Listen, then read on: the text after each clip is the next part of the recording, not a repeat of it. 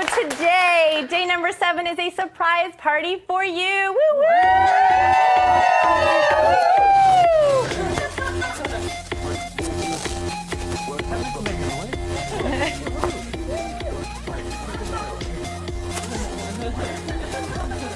All right. Woo woo woo. We can sit down. Thank you guys for celebrating with me at home. I hope you got a little bit of a dance in just there. I'm sorry I can't give you one of these amazing hats. So the reason that we are doing a surprise party today is because surprise is one of the fundamental elements of good people skills. And we're going to start with a warm-up. Are you guys ready? We're going to do some chocolate kisses. So here's our warm-up. What's the #1 personality trait of an influencer? Who remembers? Yeah, Maggie. Charisma, I like it. Yeah, kiss for you. All right.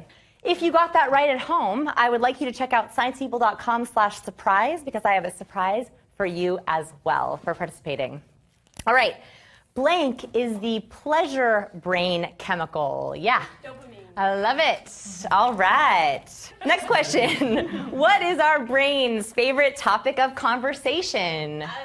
Ourselves. I love it. I love it. That was a terrible throw. I apologize. Someone else said ourselves. I love it. So, the reason why surprise is so important, this brings me to my 3 different goals for today, is that I want to inspire you to surprise today. So today is all about getting those creative juices flowing. I also want to spark ideas for you and your business. I want to get some new inspiration, breathe some new life into the way that you deal with clients and you deal with pitches. And lastly, I want to get you out of the box, right? So today is all about inspiration. We are solidly on our path to connection. We are in the deposit phase. We're learning how to make emotional deposits in other people's emotional bank accounts, and we're learning how to receive those deposits. We've already talked about our hook, how to make a first impression in those first few seconds. We learned the power of intention, how to trigger dopamine, the power of stories, how they captivate our audience, how to spark our confidence and make that contagious. We also talked about curiosity, the art of listening, and how to be non-verbally attuned. And today, we're finishing up deposits with the art of surprise. So I learned the art of surprise from my grandma. This is my grandma. And she's really good at surprising people. And I learned the art of surprise from her. She's awesome. She wears sunglasses inside, and she takes her wine with 2 Splendas and 2 ice cubes. And she's great. And she is the most memorable and likable person I know. She's the one who taught me the likability spectrum, that surprise, engaging people's brains in new and inspiring ways, makes you more likable. And if you look at the likability scale, you have extremely likable on one end. That's my grandma. She's extremely likable. On the sort of likable end, you have people like Carrot Top or David Hasselhoff, who are not super likable, but they're only sort of likable. And I want you way on the high end of the spectrum. And this is our people skill number 11. So we have learned, we're going to learn 33 different people skills. And these are the essential skills that you need to be successful with people. Surprise and delight people, and they won't be able to forget you. So let me talk about some surprise science. So researchers at UC Santa Barbara, they found that surprise does interesting things in the brain. When you surprise people, 3 things happen. First, we trigger their dopamine. The reward centers start going. Second, we have creative thinking. So they found that when you surprise someone, when you get them out of their typical default or automatic responses, it boosts their creative thinking, which you want when you're on dates, when you're in client pitches. You want them to start thinking creatively, to get out of their default no, their default answers. And the last one is it increases their cognitive abilities. They found when they surprise someone right at the beginning of a math test, they perform better on that math test. It increases our thinking. It activates new parts of the brain. So today is a little bit about going crazy. I want you to think of ideas that aren't necessarily practical. I just want to get your ideas going. And so I want to bring 2 people on stage with me. Kim, if you want to come on up and sit on stage with me. And Sashit, if you want to come on up. There's no such thing as a silly idea today. Thank you, thank you. Sit, yes, wonderful, wonderful to have you. Yes. So surprise, and what we're going to do is we're going to actually deep dive into their businesses and help them think of ways that they can use surprise in their life and their business. So the way that we surprise is we get out of default thinking. We stop thinking automatically and we go into new responses. And we can also use this in all areas, professionally, socially, and romantically. So why surprise? The answer is the isolation effect. So when we see something that's unusual, we tend to remember it. All right. The first thing we're going to talk about is your hook in your business. So tell us a little bit about your business and your ideal customer. So I am a meditation teacher, and I used to be a lawyer. So I've been, I know, surprise, surprise. So I've been doing a lot with lawyers and executives and tech people and people who are that place of being really busy and really stressed, but also really ambitious. And they're wanting some kind of tool to help calm them down, but they're also really intimidated and kind of bored by the idea of meditation. Love it. All right, so tell me about your business. So I work with companies to basically run their marketing and to get them more paying customers. And the kind of like hook I use usually is like most agencies focus on like very specific things like SEO, but we actually focus on getting you more customers instead of just rankings. Paying customers. I love it. Okay. So we're going to help them capture attention using surprise. And again, no idea is a silly idea today. Okay, we're trying to think outside the box. The other thing that I want us to do, and I have made a chart up here for us, is that we're going to use Kim and Sashit, and we're also going to do this for Creative Live as well. So we're going to think about how Creative Live could use surprise to engage their customers. All right. So the first thing is I want to think about how you can surprise in your business first impression. So one of the things that I do is instead of passing out business cards, I often pass out lollipops. And those lollipops say, science people, learn how not to suck. Simply because this surprises people. You can also think about what in your marketing materials could surprise people, or what can you offer people either in your office or guests in your home to make them feel surprised. So what is your initial business first impression that you usually have on someone? Well, usually I meet people in some kind of networking event because nobody ever goes looking for meditation, number one. Yeah. And they're always surprised when they find out that's what I do because I don't look like what they think a meditation teacher will look like. Yeah. And what else? So what's one way in your business materials? So is it your business card? Is it your marketing materials? What's one way that she could use surprise to engage people on meditation? Let's get crazy here. Start thinking about it. Get crazy. Well, I heard something. You can say something like meditation for the real world. Okay, so meditation for the world. So this is your starter topic, how you intro yourself. What else could she do? A business card like a yoga mat profile. Ooh, that is cool. A business card like a yoga mat. Is that what she said? Yeah. I love it. Yoga business card. Sashit, what could you use, or what could Sashit use to surprise for his business? Any ideas on business card? Yeah, go ahead. Dollar bills with paying customers on them as a business card. All right, using a different kind of dollar bill. Huh? I like it. I like it, yeah, dollar bills. How about Creative Live? So Creative Live makes a business first impression when you first come to the website. What could Creative Live do to like surprise their customers right when they come? Ideas? On the website, banners perhaps? How about playing music? How about starting with a free gift? How about any ideas like that? What do we think? How about a door prize when we enter? A door prize. I love it. Okay. I don't know, 100 customer, 2 customers. I love it. Door prize. Okay. Next, when you're socializing, I never want you to miss a name tag opportunity. So often we are given name tags at events, and that's actually a great way to surprise people. For example, I typically on my name tags will either put my favorite quote or I'll put an inspiring question. Like on this one I have, what did you dream last night? And I just put it on my name tag and I see who will respond. Or Vanessa Van Edwards, tell me a story. Or I love weird people, which is just a quote about myself. Actually, Macy Nissa from our last course, I told her I was on my Power Body Language of course, I talk about how much of a nerd I am. And she actually sent me pins that said, talk nerdy to me and nerd and geek. And sometimes I will wear those pins when I'm bad as conversation starters. So what's something that you could put on your name tag to get people talking? What's stressing you out today? Ooh, I like it. What's stressing you out today? How about you, Sashit? One thing I tell people, or actually two things. One is start with asking them, do you want more paying customers? All right, a question. Yep. And the other one is to kind of like differentiate, I say revenue, not rankings, because all other firms are selling SEO and rankings. Yeah, rev, not rankings. So a claim. What else could you ask? What else could he put on? What question could he put on his conversation, on his name tag to get people thinking about things?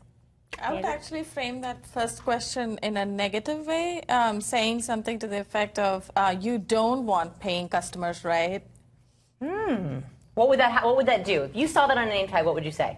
You'd be like, who is that bozo? I mean, who doesn't want paying customers? I love it. So Okay. what does he do? I mean, I would ask that. Okay, I'm putting reframing on here. What could Creative Live do? Now, Creative Live doesn't have a business name tag, but what could you guys put on your name tags today? If you had one quote, what would you put on your name tag? What's your favorite quote or your favorite self-statement? It's a hard one, I know. Lacey, you love quotes. Oh, yeah, JKO. I know that for Creative Live. Since Creative Live doesn't wear a name tag, I would say for you guys today, walking into Creative Live, what could you put on your name tags to sort of inspire conversation? Lacey, you love quotes. I know that you do. What brave thing have you done today? Ooh, like I something like it. that. Yeah, and Creative Live is all about being brave, right? And about learning. Or what's the thing that you learn most? Or what thing do you love to learn about, right? So learning or being brave. Any other ideas? Well, one of Creative Live's own tags is I am always learning. I am always learning. So you I have love that it. on, and you're introducing to someone who has that on their badge. It's a great I love conversation it. starter. Name tag is real estate. When you have a name tag, do not miss that opportunity to connect with people, to have a conversation starter, to share something about yourself, or to surprise people. Okay, that's prime real estate. What about like something like your college after college for Creative Live? Oh, I like it. We're like writing Creative Live's business marketing plan. I love it. I love it.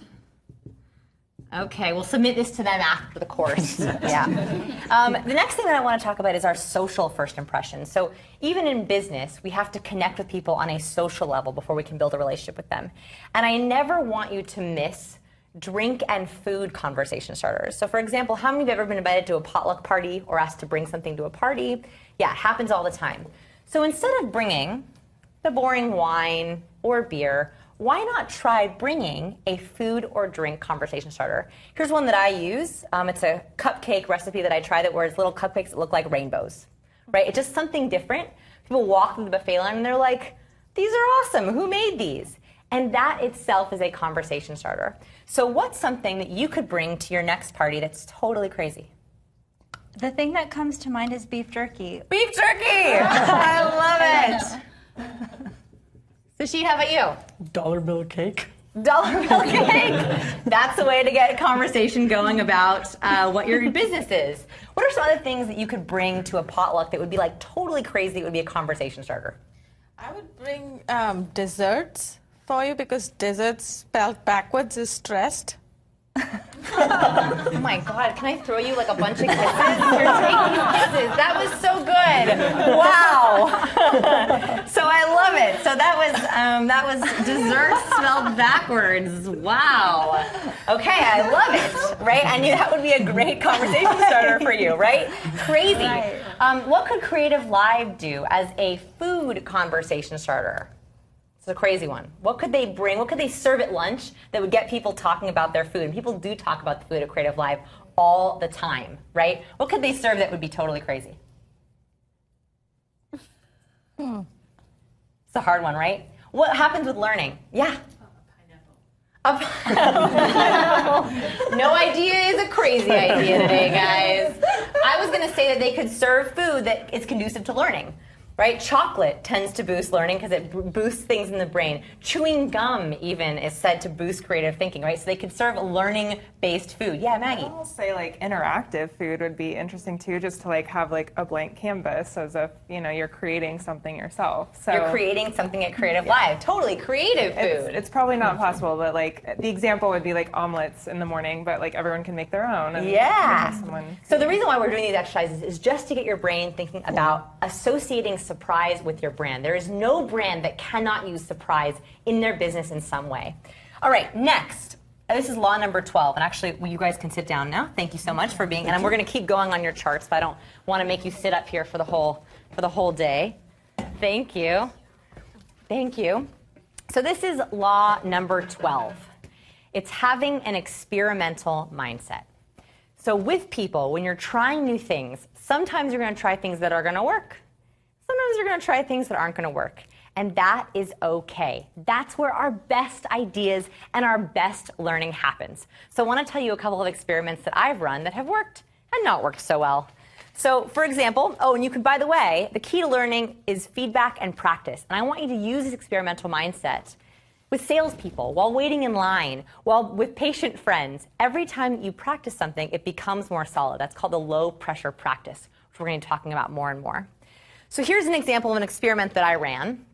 I was invited to a big party, and I decided to make cupcakes that looked like ice cream cones, where you put the cupcake in the ice cream cone, and you decorate it so it looks like a little ice cream cone, because I thought, that's fun. So we took this picture the moment before we pulled out of my driveway, and the moment we pulled out of my driveway, this happened. And like the first one fell, and I was like, no, stop the car. And they all were like, it was like a big domino effect.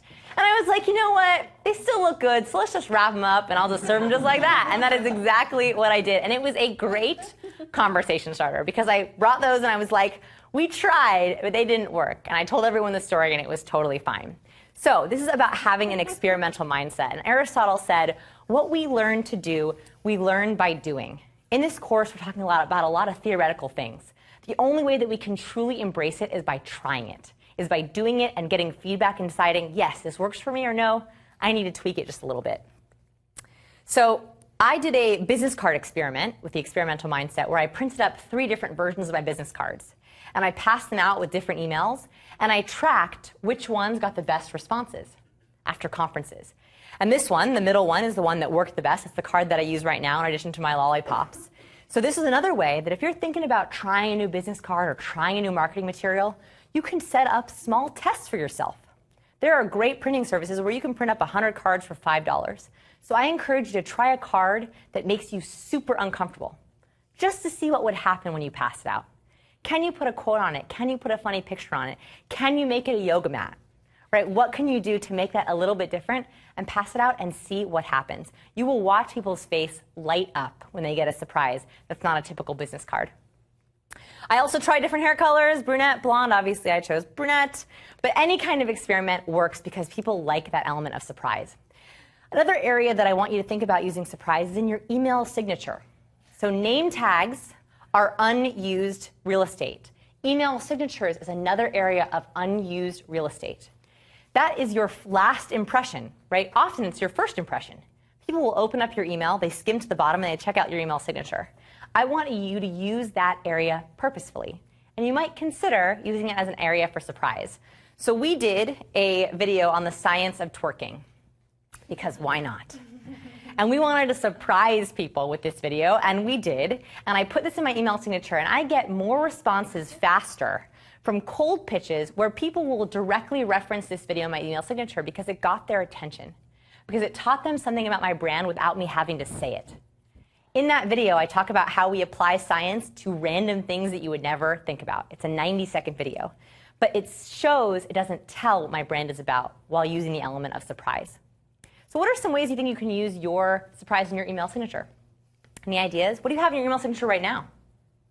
Nothing. Maggie, nothing? Nothing. Anyone have anything in their email signature? Company logo. Tell me. Tribe. I mean, kind of like a giveaway, basically. 57 ways to make yourself happy.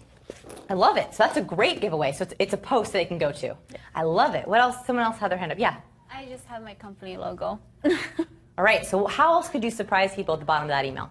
I'm really liking the video idea, something funny. Something funny, something that shows Yeah. your brand. I love it. JQ, you had your hand up, yeah. Yeah, I mean, I've done the video thing. It's a really good idea. That's fantastic. But I also always include whatever I'm working on currently and where they can find it. Yeah, so make your email signature something that people want to read. If you are constantly updating your email signature, which we update it every month, people who get emails from you will regularly go down there and check it. It's almost like being on an email newsletter without really being on an email newsletter. And we get a ton of website traffic from my email from that. What's your favorite quote? So this is also something you can consider putting in the bottom of your email signature. So if you don't have a video or a link that you like, thank you. If you don't have a video or a link that you like, you can think about putting a quote that defines your personal mission or your value on there. So we've talked about hooking and capturing attention. Let's talk about interaction and keeping attention, which is part of surprise as well. So one way that you can surprise people is by anticipating their needs.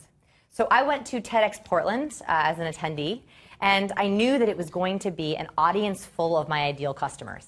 People who go to TED, they love learning, they usually love watching videos, and they're usually very creative and inspirational thinkers, right? So I was like, this is a room full of my ideal audience. So I thought to myself, what's a need that they're gonna have that day?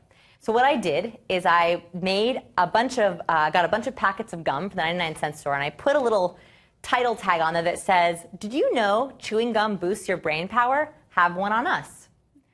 We also put dark chocolate. We got little dark chocolates, and I put a little paper on there that said, you're here early, we are too. Here's a chocolate just for you. And I stood outside during breaks, and I passed out those lollipops, and I passed out those chocolate, and people were like, oh yeah, I so needed a piece of dark chocolate. I so need this chewing gum right now. My breath is terrible.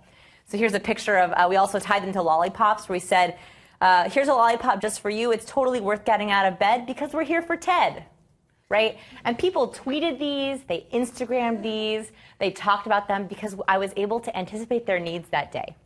It was a way to just surprise them for that.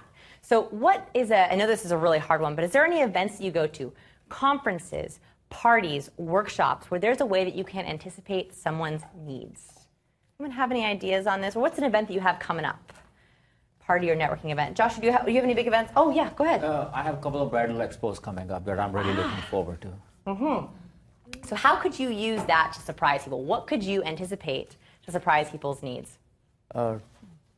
Definitely handing out chocolates. I just need to ask him for some code to put on for the chocolates. I love it. And by the way, I was like really ghetto about it, and I just like printed out a bunch of pieces of paper, I cut them in a little piece, and I taped them on the front of the chocolate. Okay. That's all I did. So you don't even need to get crazy about it. I literally got a bunch of chocolates and I just pasted them on there. I love it, passing out chocolate, because what bride doesn't love a piece of dark chocolate? I love it. All right. I also want you to use events to surprise people. So how many of you run events or have events for your business? Does anyone have events? Yeah, tell me about that. Well, we have a 3-day retreat coming up.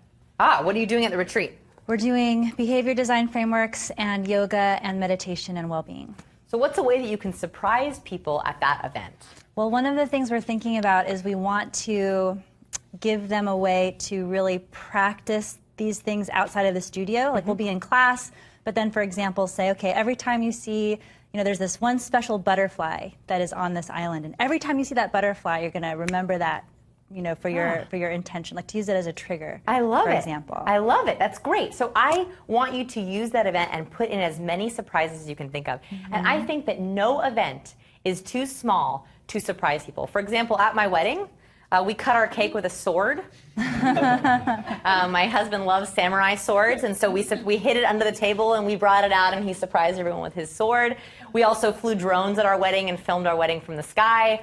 I think that no event is too small to surprise people, to be unique, to make what you do memorable. So in your bonus materials, I have conversation-worthy Halloween costumes. I have time-of-year conversation starters. So even using Halloween costumes or holiday parties to wear a funny pin or to wear a costume that's a conversation starter, those are all ways that you can surprise people in a way that you're comfortable. By the way, I'm giving you as many options as you can. If you even implement one, you will see the difference in the way people remember you, right? So just start with one that you're comfortable with, especially if you're not big on big events. Maybe it's just with a couple of friends, starting really small. So I love this quote by Patricia Frapp. She says, "It's not your customer's job to remember you. It's your obligation to make sure they don't have the chance to forget you. And surprise is the way that you do that. That's what makes your product, your service, your events memorable." So I also want you to think about how you can delight and surprise people with your product, with your service. Can you design surprise into your offerings? Is there a way, like today, where I had a whole segment on surprise with Surprise Party, is there a way that you can surprise people with your offerings or with your product? Here's a picture of a hotel in Chile where they didn't just have lawn chairs on the beach, they actually added bathtubs to their lawn chairs on the beach. You know how many tweets and Instagrams they get of those bathtubs on the beach? A ton of people talking about their product, just by adding an element of surprise into their offering. So what if you're saying to yourself, my brand doesn't delight and surprise? There's no way that I can delight and surprise with my brand. Every brand can, even the Tickle Monster. The Tickle Monster is a graffiti artist in Portland who also surprises with his brand. So even if you're thinking to yourself, I don't know if I can do this, I want you to challenge yourself to think of one small way that you can try surprise to see if you get positive feedback with that experimental mindset. I also want you to think about how you can surprise on your website. So on your website, on Facebook, on Twitter, what can you do to surprise people with your postings? For example, on our website, we used to have really boring tabs. It was like about, blog, resources, events, learn. It was like really boring. And I was like, why do I have these tabs? Just because everyone else has these tabs. And so I'm changing the tabs. We have awesome as one of our tabs, heroes, play, because those are tabs that people are like, huh, that is a surprising tab. That is not a tab that I ever see. So I want you to think about in your website, what can you do? We also do, on our website, we hide Easter eggs. Who knows what an Easter egg is? Anyone heard of this? Yeah. A little GIF or video or something that you hide in the text that's a little hard to find, but usually...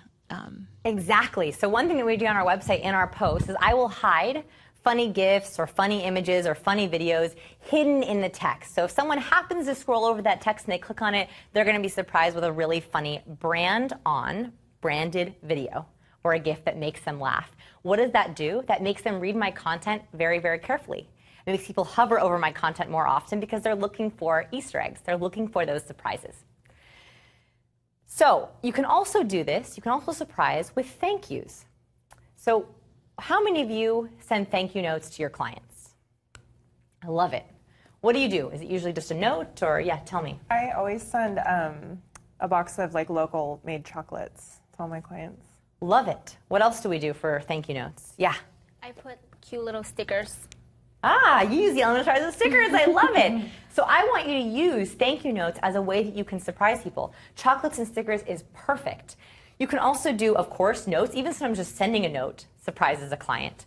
Teakbox is a company in Portland that sends local Portland objects like candles and chocolates and coffee, and they package them into a little box. And I love sending Teakbox to clients as a thank you, as like, Portland misses you. Portland says hi. So is there a gift that you can send that's reminiscent of your brand or where you are? Can you do this with birthday wishes by wishing them a happy birthday on their birthday in a special way by sending them a funny picture? Can you celebrate your anniversary, right? Do you have an anniversary with a client that you can send them something funny on your work anniversary? And you could even provide them with cupcakes, like I have cupcakes for you right now as a surprise. Yes, we need a little sugar at home. At home, I don't have cupcakes for you, but go to scienceinfo.com/surprise, and I have a really great picture of a cupcake and some funny videos for you because I want to surprise you as well. So we have little cupcakes to pass out just to get that little extra sugar boost. Yeah. All right, so we're on the last section. We've talked about hooking with surprise to capture attention, interactional surprise to keep attention. Now, the last segment is attraction to direct attention with surprise. So this all comes down to something that's called bonking. Does anyone know what bonking is? Anyone heard of it? So first of all, it's a fantastic word, and I love using fantastic words. Bonking is a biking term that people use when they hit a sudden wall of lack of energy, or they hit a wall. Vanessa. What? If you say so. If I say so, it is really, I swear. People watching, you can Google it. So bonking is when you hit a wall. Yeah, don't Google it, maybe. Oh, goodness, I just got myself in trouble. Okay, you hit a wall, you have a sudden loss of energy, it's fatigue or boredom, right? It's when you suddenly feel like, ugh, I'm at the end of my rope. That is what bonking is. So with surprise, we can anti-bonk, right? We can spot bonking. So I want to teach you how to spot bonking non-verbally. And we didn't get to teach this in my Power of Body Language course, so I'm excited to teach it to you right now. So here are the 3 different kinds of boredom or bonking body language. This is what we do when our attention has dropped. When we feel like we're bored, we're disengaged. This is what I want you to watch out for when you're with clients, when you're speaking in front of a group, what you need to do to anti-bonk. So first is the lean back arm cross. So JK, would you demonstrate this for me? So this is lean back, cross your arms. Yeah, that's a bonking behavior right there. Thank you, JK. Well, again, if you say so, Vanessa. Yeah, that's the first one. You get to do the second one too. You're a great model. Okay, second one is neck scratch, head hold. So scratch your neck. Oh. All right, so that is a self-soothing behavior, which means that someone is feeling either anxious or they're tired and they're trying to wake themselves up. The third one is the I search body turn, which happens when we're in networking. We've all seen this, where all of a sudden you've kind of lost someone and they're like, yeah, it's been great talking to you. And they turn away and they start overhead gazing. That is what's called that's lack of fronting. It's also a distancing behavior. It means they have literally disengaged with you when they stop fronting. These are the 3 bonking body language behaviors I want us to stop boredom in its tracks. And here's how we anti-bonk. Ready? Anti-bonking happens with what's called a conversational piñata. Conversational piñata is something that you say that brings either dopamine or conversation or spurs excitement or surprise. And luckily, we've already learned how to do this with conversation-worthy topics. I have in your resources for you 10 of my favorite conversation-worthy books, websites, and videos. These are things that you can talk about that spur fascinating conversation. And luckily, we've already learned a lot of these with our killer conversation starters, triggering dopamine, and the law of addition. Now, let's say that you don't like reading books. That's okay. I have one book to recommend, which is How to Talk About Books You Haven't Read. So if you don't like books, I also have a book for you. The second thing that you can do is offer mindgasms. It is a mind orgasm. Get that pleasure juices flowing. Again, stories are a great way to inspire mindgasms. Triggering dopamine, being curious, and playing. We don't play enough, especially as adults. And playing is all about surprise, engaging people in ways that they've never thought of before. Albert Einstein said that play is the highest form of research. So here's how you can play. First, with words.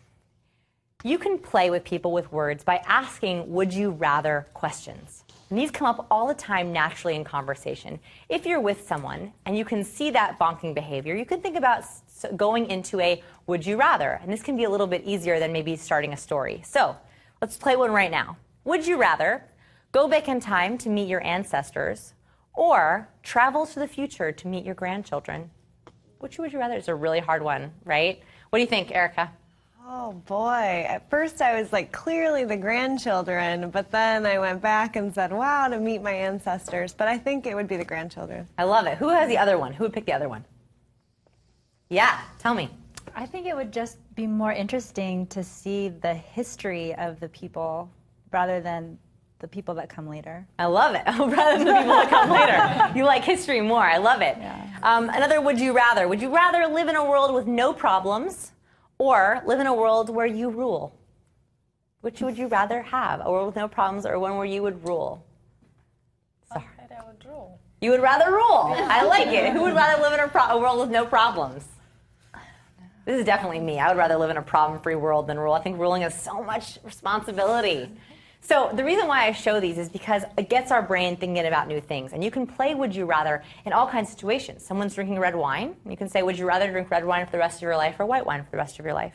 Would you rather go on vacation for a whole month, or would you rather never go on vacation for 5 years and then take a year off? Right? You can ask all kinds of would you rather questions. Again, this is an element of surprise that you can use if you feel comfortable with it. But it's a different way that you can play with words.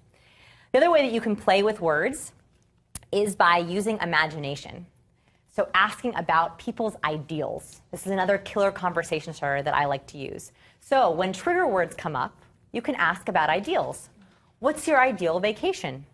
What's your ideal date? What's your ideal Sunday? Any kind of ideal you can use with trigger words. If you can't think of a story, it's also a great way to round up your story. You can always use ideals as a way to round up your story and a way to play. Again, this is anti-bonking behavior. Nancy Duarte is an amazing researcher who talks about how to engage her audiences. And she talks about a star moment, that moment that's your flair that you remember. And she says that in her research, she finds that the element of a surprise in a public speaking event, that's the moment that people remember most. That's your star moment. So if you're thinking about presenting, if you're teaching a course, if you're interacting in a conversation, your surprise is your flair. If you can surprise people just once in an interaction, that's typically what people remember as your star moment. I have a ton of surprise ideas in your workbook for you that you can work through on every area of your business or your social life on where and how you want to surprise. So let's talk about what's coming up next. Tomorrow we're going to talk about how to be memorable, and that's going into finally the next level of our path to conversation, which is diving deeper. Emotional fracking. How can we really figure people out? How to be memorable is your social superpower. It's going to increase your likability and fight nerves. Then we're going to talk about how to be the highlight. This is lighting up the room and the art of genuine charm. Charm that you feel is comfortable to you, that is authentic to who you are. And lastly, how to be socially attractive. Our challenge for today is I want you to think of 3 different ways that you can surprise people. This can be socially, it can be romantically, it could be professionally. And then I want you to implement one right now. That can be with a conversation starter, that can be playing the ideal or would you rather game, that can be posting a surprise tweet, that can be planting an Easter egg on your website. I want you to try one and I want you to see what the feedback is and what changes. Remember that in this lesson, I have a lot of extra credit prompts in your workbook. So things that I haven't taught on the slides are in your workbook to do some extra learning.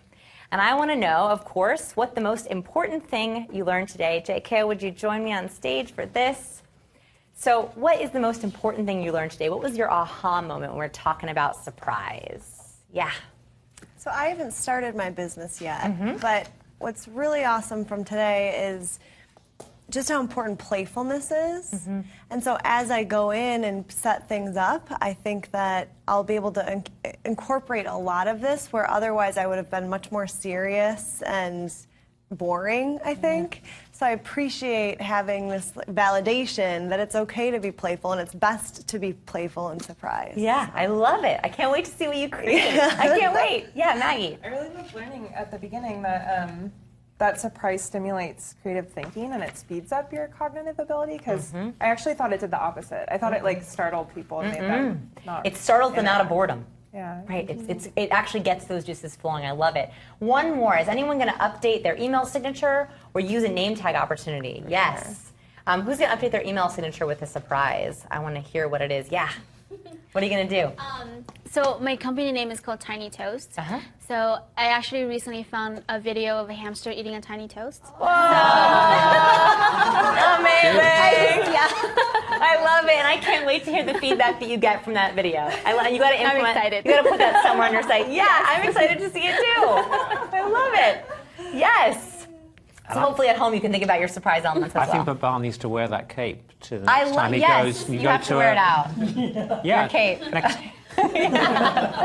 time you actually go to a networking event, or don't forget about the chocolate. Walk in wearing your cape. Yeah. If you just show up at a wedding convention with your cape on, people will be really surprised. Definitely, you're the wedding superhero. You're there to save their wedding. Wedding superhero. That makes it. Isn't that great? Yeah. Well, please don't write in and tell us. We do know what bonking means in English, but it means something completely different in Vanessa's world. Really. And that's the best surprise I've ever had on Creative Live. Today I'm going to show you how to bonk. I may have to go and lie down. No, we've gone somewhere else now. I surprised you. You really Right. did. You really did. Can you believe we've come to the end of day 7? I know. I can't believe it. We are a week in, guys. We are a week in. I love it.